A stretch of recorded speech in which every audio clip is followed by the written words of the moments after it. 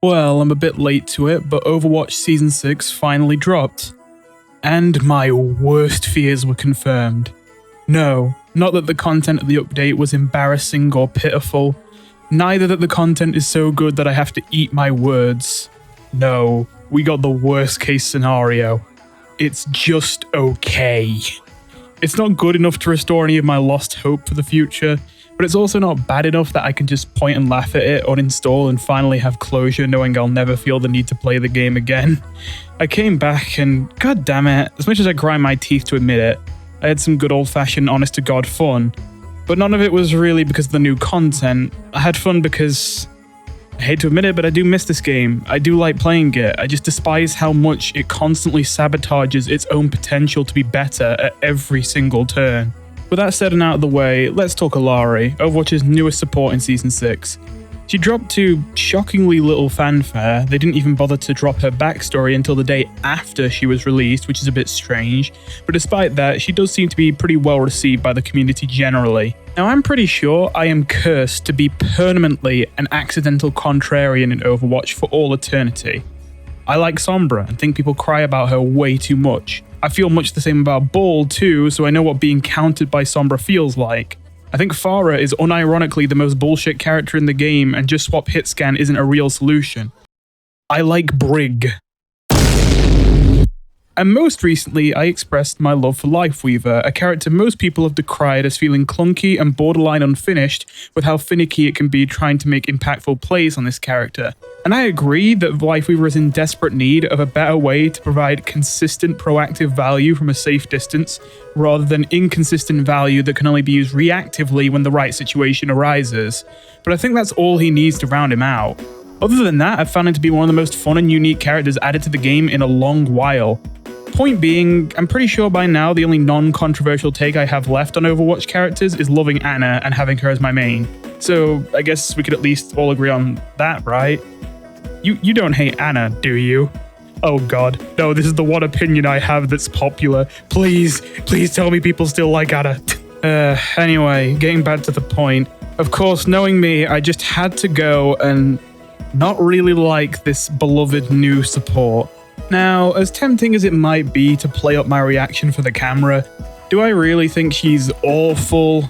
If I'm 100% honest with myself, no, she's fine. I'm definitely feeling a little disappointed with her and left feeling sort of like, what, that's it? And that's because Overwatch seemed to be getting wackier and wackier with its support design over time.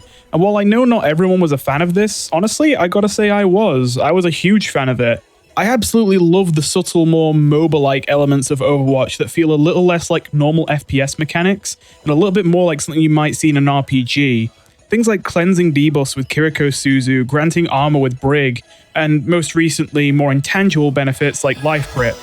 Probably a lot of the reason why I feel so differently about a lot of characters in Overwatch to the popular opinion is because I enjoy Overwatch far more as a game that makes me think than as an aim trainer.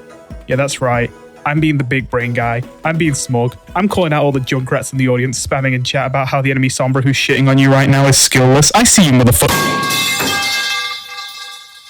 Anyway, because of that, I like that so many supports in the game often would have some deeper mechanics to them than just pumping out healing and damage numbers.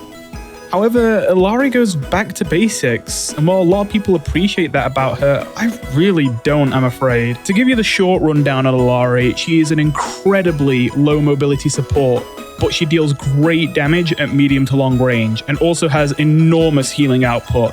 But her healing output only comes in short bursts, and it is also extremely short range. Her numbers are good, but that's basically all she has. Numbers.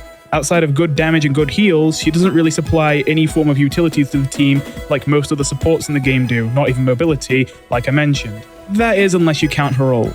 Things get complicated there, but personally I'm not counting her ult as utility, and I'll explain why when I get to covering it.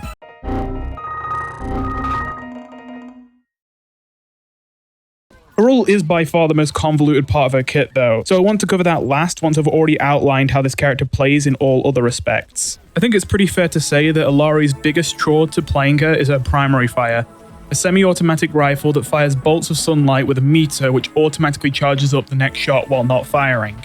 The damage of these shots is dependent on the charge, but it only takes about a second to reach full charge. At full charge, a body shot deals 75 damage. That alone wouldn't be impressive, but the reason this is so good is because Illari's weapon has 3 qualities which combined make a weapon deadly in the hands of any mechanically gifted player, and this combination of qualities is rare in a support weapon.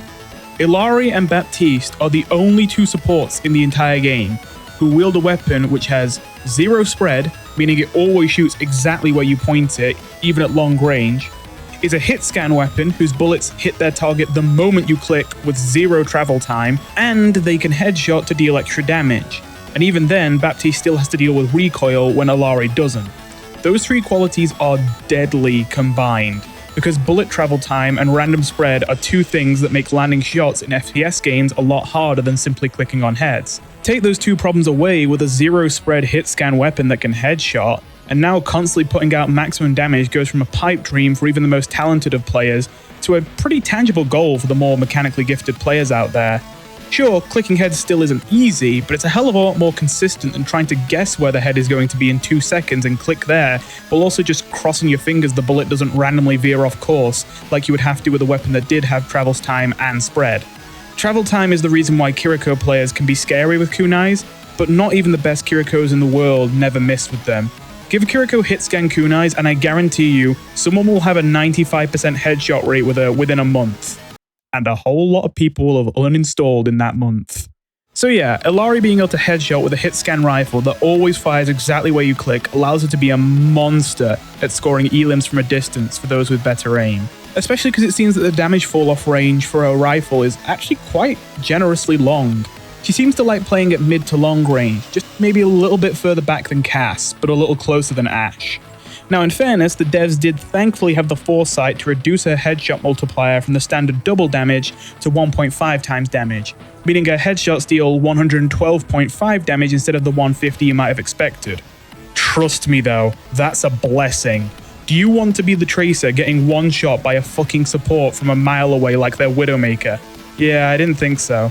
112.5 is still a really important breakpoint though, so the reduced headshot damage is fine honestly. At that number she can still 2-tap most of the characters in the game just like Cass can, only unlike Cass, she has to headshot both times to kill instead of just once, and she has to wait a little bit longer in between her shots, which I think is fair.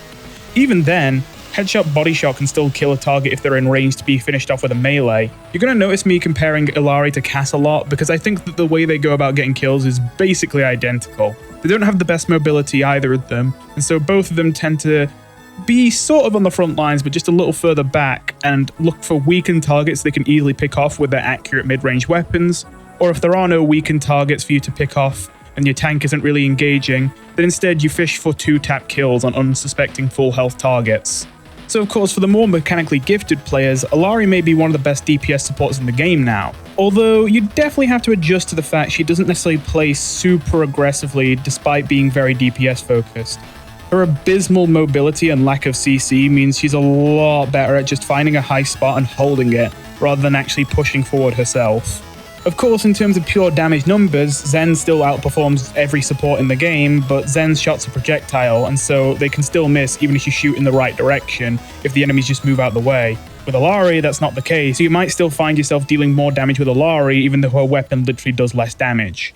So what about her healing? Well, her right click fires a beam of healing light, which has a very, very short range, and unlike Mercy's beam, it does not auto-lock, so you actually have to aim it. Once you also realize this beam works on an energy meter that runs out in only a couple seconds of uninterrupted use, you might wonder what makes this worth using, and that would be the fact that this thing heals 120 health a second. Now, when I just say it like that, it's kind of hard to tell if that's good or not. But to put that in perspective, Mercy Beam only heals 55 health per second. Not even half the amount that Illari provides. So this heal is very short-lived, but it's extremely powerful. And I believe it's the single fastest non-ultimate healing ability in the game. Another thing that might help you put this in perspective is that the amount of healing that Transcendence provides is only 300 per second. You might have thought it was more, but no, it's 300 per second.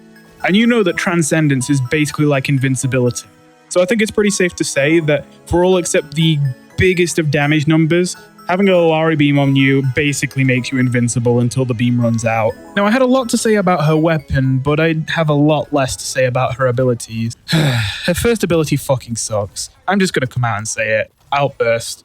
Outburst has you do a little jump thing that unleashed a blast of force that deals minimal damage, but relatively high knockback to enemies close to you. It also launches you a little in the direction you're moving, and launches you up a bit more than usual if you hold jump while doing it. This is both Illari's main mobility option, and the ability she's supposed to use to ward off flankers with its knockback. And I think it's very underwhelming at doing both of those things. The speed boost you get off this is minimal. The height boost does matter, but it's only barely enough to reach many places on maps with perfect usage, which most of the high mobility characters can reach effortlessly without needing to use their movement abilities perfectly. The knockback is relatively strong, but it tends to only buy you a second before you're back in danger and not a step closer to a solution, and the enemy has to be really close for it to work too. Above all that though, can I just be real here? This ability is just unfun as fuck. Like, I get that most supports kind of need a panic button to hold their own, but at least most of the other supports in the game with a panic button have their panic ability be the most skill-intensive part of their kit, and I think that's very much on purpose. That's good hero design. Mercy has Guardian Angel and its movement techs. Lucio has wall riding tech. Brig has B-Hop shield bashes. Hell, even Moira, one of the least skill-demanding characters in the game, at least has fade jumping to spice up her panic mechanic.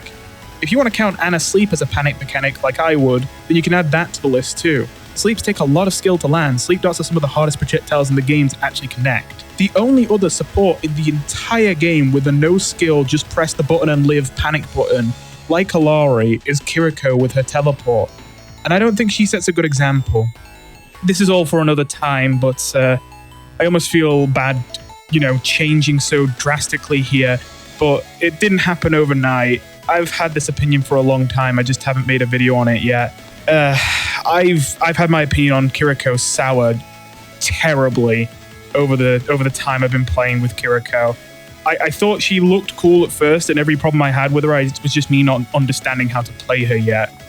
But I think by the time Season 3 came around, and I still had problems with her, and those problems had only gotten worse, not better, I realized that I think the character is just poorly made. I think Kiriko is the worst designed support in the game right now, but of course, getting into all the reasons why would be a video for another time. But the extremely short version, if I only say the biggest reason, is that I hate how Kiriko is a support who has 2 buttons to instantly decide that she should live a situation where she otherwise should have died, and both of them literally require 0 skill because there is no strategy to using them, there is no aim to using them, there's no timing to using them or technique, it's just press a button and you live. So yeah, getting a little bit off topic there, but all I'm saying is, if that's my opinion on Kiriko, the only other support with a quality like this in a panic button, I think it really says something about how whatever you want to be the tool that supports use to either escape or fight back against flankers, it always has to be something skill intensive, and if it isn't, then you're going to make a boring character. Now, in fairness, you might be wondering why I'm so hot and bothered about this Outburst ability being so skillless and such an easy press a button live mechanic, if I also said it's not even really that good at, making you live. Well, for one, even if that was all there was to it, I would still argue that's bad design. Then you would just have an extremely boring and extremely unhelpful ability. But actually, this ability, in fairness, is helpful within the context of Illari's kit, but due to a synergy which might be intentional, but if it is, I would argue it's not a good thing. It's because of her other second ability, Healing Pylon. Healing Pylon is not a good ability to have in the game, if you ask me, at least in its current state. I'm not necessarily against the idea of having a support who can deploy something onto the battlefield which will heal people for them, especially a support like Illari. With how short range their healing is, I think that they would be a dumpster tier character if they didn't have this other way to heal people where she didn't have to be there to heal them. I don't have anything against the idea inherently of having a healing deployable. The problem with Healing Pylon is that you can heal yourself with it, for one, and for two, it heals too fast. Might not sound like it at first. When you first look at it, it doesn't seem to heal that fast. And when you look at the numbers, it heals 50 health per second. And again, if you don't actually have good comparison points, that might sound like a reasonable amount of health to be healing. I mean, 50 health per second? Geez, that means it takes 4 full seconds to full heal like a squishy character. Damn, that's going to take a while. What about a tank? They'd have to sit there for ages. But then you actually think about it a bit more clearly. If you've been paying attention, you'll remember that Mercy Beam heals 55 health per second. That means that Healing Pylon heals basically as fast as Mercy does. And it does it all the time from a range of up to 15 meters, which is pretty far, honestly. And it's just always there, almost like a 6th player, similar to how Torbjorn's turret acts kind of like a 6th player, always dealing damage. Healing Pylon acts like a 6th player, always being a little pocket Mercy, pocketing anyone who needs health. And the scary part of that is that includes you yourself. So while this ability absolutely is used to heal teammates from time to time, the most common use of this ability is rather as something akin to a Brig Shield, which might sound like a strange comparison, but it genuinely is like that. You see, Brig Shield obviously buys her time when she's under too much pressure or she gets jumped by someone. It essentially provides her extra health, of course, just in a way that's somewhat counterable or sometimes circumventable. Illari uses Healing Pylon in basically the exact same way. You chuck one of these things down when someone's attacking you, and now they have a choice to make. Destroy the Healing Pylon and then try and kill you, or just try and kill you anyway. And while this might sound like an obvious choice, you should probably destroy the Healing Pylon first. If you choose to destroy the Healing Pylon, then you would just have to accept that you're not going to have to deal 200 damage to kill Illari. You're going to have to deal 350 at minimum, because the Healing Pylon itself has 150 health. Not to mention, almost all of that health is shield health, which you regenerate if you try and do it in little bits, so you have to do it in one big burst. That makes it sound like destroying the Healing Pylon is bait, but is it?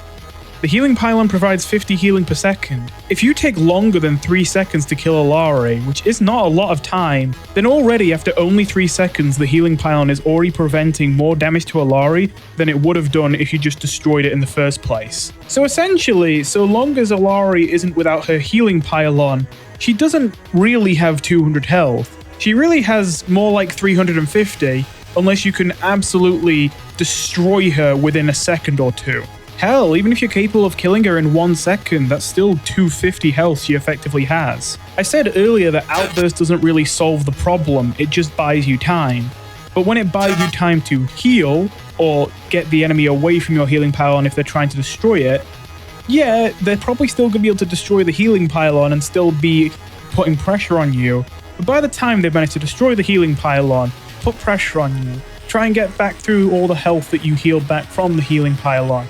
In all that time, not only do you have a decent chance of getting a couple lucky headshots and just killing them on the spot, but also it gives your teammates a lot of time to turn around and realize there's a Genji trying to kill their support. Again, it doesn't have to be Genji, but Genji's just kind of the premier obvious flanker to go to as an example. Not to mention the other very prominent flanker in the game who is more effective at the moment, Tracer, is going to have a rough time against Illari, not only because of the knockback and the Healing Pylon, but also because, well, Illari can 2-tap Tracer with body shots. Aside from this, while I do like the idea of making a support who puts down healing deployables on the map that heal even when they're not there, I do think the basic way that Healing Pylon did it isn't great. You kind of just drop it down and it ends up doing half the healing for the entire match most of the time. Seriously, some games I feel like I do nothing and win still, and I'm confused how it happens, and I think, how did we dominate that game? How did I get so much on the scoreboard? I feel like I did almost nothing that game. And then I realize, oh right, I just kind of put down a Healing Pylon that never got broken and it got 8,000 healing over the course of one quick play game. This brings me on to another thing which I'm not a big fan of when it comes to Illari, that being that I feel like their method of healing is kind of just boring. Listen, I know that basically every support's method of healing is not very skill intensive. Really, the only support with skill-intensive healing options is Ana and Bap with their healing grenades and healing, dart things. But even still, I'd argue that most other supports in the game, while they don't have high-skill healing abilities, they at least have healing abilities which take some skill. Brig heal packs may auto-aim, but you only get 3 of them and you have to wait a while in between each one, and each one only heals 120 health. So you do have to be careful with how you ration them. You don't want to get caught in the situation where someone's running at you on critical health, desperate for your help, and you simply don't have a heal pack to throw at them. At the same time, rally is so important to Brig that you also want to be using heal packs as often as possible to farm ults. And so it's kind of a delicate balancing act. I'm not going to argue it's super high skill, but I feel like it's high skill enough to be engaging. Moira orbs, obviously it's satisfying to get a satisfying healing orb bounce off a corner to heal teammates behind a wall you couldn't even see, but you knew they were in danger. Hell, I'll even defend Mercy Heal Beam here. As easy as it is to use, it is true that there are little niches to Mercy's Heal Beam that means that you can at least squeeze a little bit more out of it if you're a more skilled player. Like, for example, the fact that Mercy's Heal Beam still stays connected for about a second even when there's a wall blocking it off, which means you can abuse that by constantly jiggle peeking a wall so that you don't have to just stand there, like leaving yourself open. But you can still keep healing someone on the other side of that wall, even if half the time you're behind the wall and the line between you and them is obscured, because again, the heal beam works for about a second, even if it goes through a wall before it disconnects. And then you look at Illari, and it's just Mercy Heal Beam, except it doesn't have that jiggle peek mechanic I mentioned, and it doesn't have auto lock. And yeah, that does mean you have to aim with it, but when it's so short range, that aiming doesn't really feel very important or meaningful.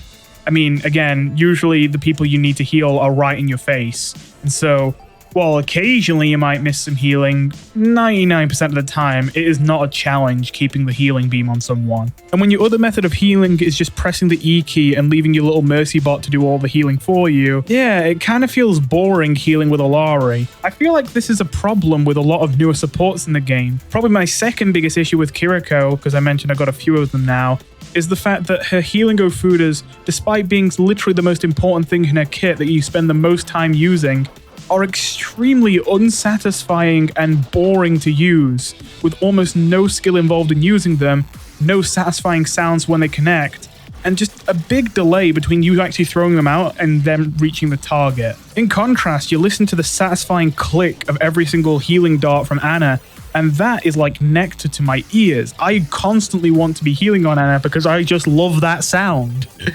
I don't know, I really feel like they've kind of lost their touch when it comes to supports where the healing just feels good to do. Well, that finally brings us around to her ultimate, which I know I've been very negative throughout most of this, but I'll at least be a little bit positive to talk about her ultimate. Captive Sun is quite possibly the most convoluted ultimate in the entire game, and I kind of love it for that, honestly. Although I'm a bit confused why they bothered to put probably the most convoluted ultimate they've ever made on a character who is otherwise probably the most basic support they've had added to the game. Honestly, ever maybe? Like, I really think Illari is the most vanilla support they've ever added to the game, full stop. Well, either way, her ultimate, Captive Sun, does a lot of things. To start off, like Sigma's Gravitic Flux, it gives you a few seconds of flight, 5 to be exact. And also, like Sigma's Gravitic Flux, while there is a brief moment where you aren't able to do things freely, for most of the flight time, you are still able to use other abilities and attacks. Essentially, you put this giant sun thing into your gun, and the first time you click after using the ultimate, you'll fire it off. But once you've fired off that sun for the remaining seconds of flight, you can use any abilities you want and you can fire your gun as much as you want, until the flight wears off. The sun that you fire doesn't actually do very much damage. It does 5 damage to anyone it touches, and then it explodes for 50 damage. The explosion is huge though, and the sun and its explosion go completely through shields. However, of course there's a gimmick here, because obviously that's nowhere near enough damage for an ultimate. The gimmick is that everyone hit by this sun and its explosion get afflicted with Sunstruck, a brand new debuff exclusive to Illari. Being Sunstruck not only applies a severe slow to you, but more importantly, makes you explode if you take 90 or more damage after getting Sunstruck. And it doesn't have to be in one chunk, it's 90 or more total. The explosion will obviously appear on top of you, and it deals 120 damage at the center. The scary part is that you might notice that 120 is more than 90. And yes, explosions can set off other explosions. Which means that if you can manage to get a whole enemy team all bunched up together and not ready for it, and you can press ult and fire it off fast enough, you can hit an entire enemy team with this ult, and thanks to the severe slow, if you can deal 90 damage to at least one person on the team quick enough, then you can blow them all up before they can scatter and cause a chain reaction of explosions to deal up to 600 damage to the entire enemy team all at once, which almost always ends in a team kill. I think this might be the single most feast or famine ultimate in the game. Every single time, there is no way this ult doesn't do something extreme. It's either a massive failure or a massive success basically every time.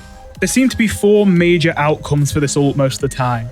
One of them being that you throw the ult into an enemy team and you hit a lot of people, but for whatever reason, whatever mechanics, they manage to scatter and get out before anyone can capitalize, and then you don't really get anything off the ultimate, except maybe forcing the enemies off the point if they were there. Sometimes you hit an entire enemy team, but your team just doesn't follow up, and you're struggling to actually land a hit to trigger the first explosion, maybe because the enemy team's putting up barriers, and you just don't get any kills.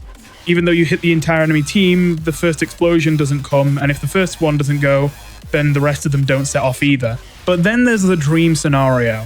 When you pop this on a grouped up enemy team before they can scatter, and when your team actually follows up, or when you get a lucky headshot to instantly set off an explosion before they can get away, you get those chain reactions which almost always end in the entire enemy team dying. Not to mention, I've noticed a lot of people are very poor about playing around this ultimate. Because it's not quite as obvious as a Tracer pulse bomb, I see a lot of people who get afflicted with Sunstruck and then instantly, instinctually run to their support for help and blow up on top of their support, killing them. I speak from experience, I'm usually the support getting suicide bombed by my own teammates. Her ultimate is the one part of her that I like. I must admit, I kind of don't like the scary feeling of, oh, I never want to use this ult now because I know that it can go so bad when it's such a good ultimate when it goes well. But I at least appreciate that it doesn't feel like it's just random whether it goes well or not. It either goes well if I get a good headshot, or it goes well if I use it at the perfect place at the perfect time.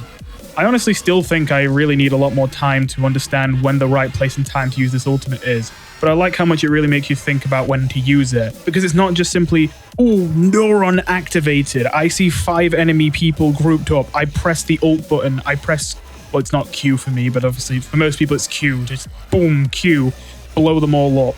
Obviously, unless you can instantly get a headshot afterwards, it's not really, useful for that. Oh, I just realized I forgot to mention the 4th outcome of using this ult.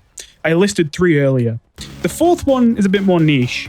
Almost everyone goes for big plays with this ult, but personally, I found that because it's so hard to get a perfect play with this ult, but it's so rewarding when it happens, sometimes I get the ult, and I just know, not only am I not going to get a window to use it right now, but I can tell I'm not going to get a chance to use it for a while. And then someone jumps on me trying to kill me, and I decide, you know what, fuck it, I'm not going to use this ult anyway before I charged up another one. And I'll use it to solo ult people who are trying to flank me and punish them for coming after me and make sure that I live. It's especially good for keeping yourself alive since it grants you that flight, which basically means you can dip while also killing the person who was coming after you. I'm not usually a fan of solo ulting, but I feel like here it's probably advisable from time to time with Illari if you're getting pressured, because, at the end of the day, you're probably going to be holding on to that ult for a while before you end up using it anyway, and you might end up holding on to it too long if you never solo ult anyone. With all that said, that's Illari.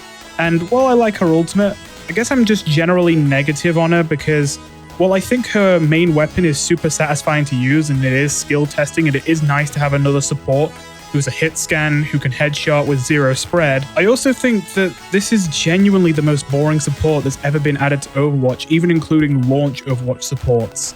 Like, they've been around forever, so we don't think about it that much. But really, think about it for a moment. Mercy is not actually a very vanilla support. Mercy actually doesn't play anything like any of the other supports. She plays very uniquely. Whereas, what do you do on Illari? Well, you shoot people, and you heal people, and you press a button to keep people away when people get in your face and you don't want them to be there. And then you go back to healing people. Or you don't, because your healing bot is doing it for you. And, I feel like it's just a little bland. I don't know. Again, it's not like the character's awful or anything. I have enough fun playing her, but I definitely don't think I'm clicking with her, and I don't think I'm going to be playing her that often after, the whole hype of the new character has died down.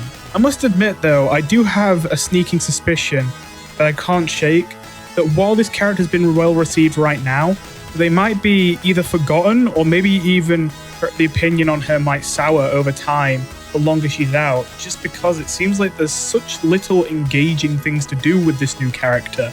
I don't know, when I have a good Illari game, it's not like I pulled off some crazy big brain play, or I feel like I did something insanely clever, or something crazy and unexpected or crazy lucky happened. A lot of the time when I had a good game on Illari, it's just like, oh, I landed quite a few headshots that game.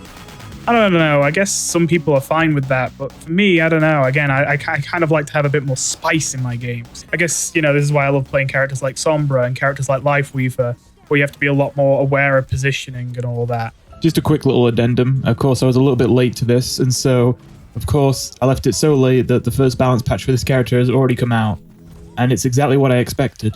They nerfed the healing output of the healing Pylon, they also reduced its health, and they also nerfed her ultimate. In terms of the healing Pylon, I had heard that it pulsed every 0.8 seconds, but apparently it's 0.9, so it doesn't quite heal 50 health per second in the first place, and after this nerf, it will heal a total of 33 health per second, with 30 health each pulse every 0.9 seconds.